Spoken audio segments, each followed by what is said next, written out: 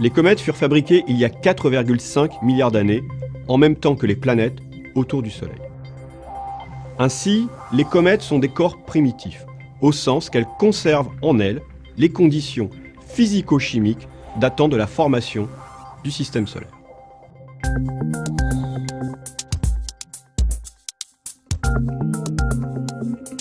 Leur étude revient à caractériser la composition chimique de notre système solaire lors de sa genèse.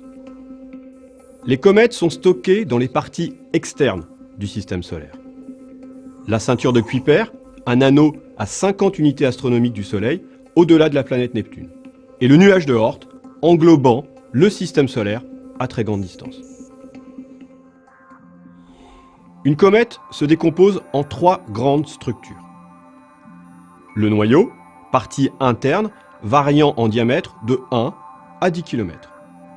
Le noyau contient des glaces d'eau, d'ammoniac, NH3, ou de dioxyde de carbone, CO2. Il contient également des composants volatiles, comme des poussières et du gaz. À plus grande échelle, entre 1000 et 10 000 km, la coma, ou la chevelure, est composée de gaz issus du noyau, comme la vapeur d'eau, le monoxyde de carbone et le méthanol. Enfin, la queue de la comète est constituée de gaz ionisés et de poussière. Elle résulte de l'interaction de la comète avec le Soleil. Les queues de comètes s'étendent sur des millions de kilomètres. Regardons de plus près la comète Hartley 2. Large de 1,6 km, sa masse est de 300 mégatonnes. Son origine serait la ceinture de Kuiper, mais elle réside sur une orbite autour du Soleil oscillant entre 1 et 6 unités astronomiques. C'est un corps très froid. Une année cométaire sur Hartley 2 dure 6,5 années terrestres.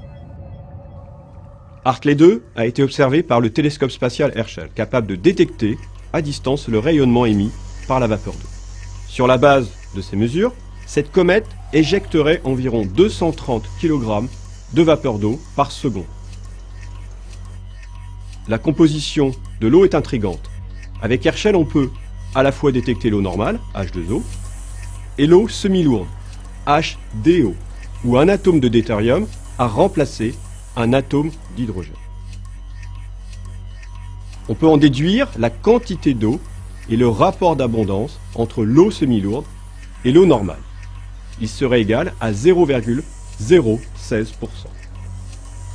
C'est le même pourcentage que dans les océans terrestres.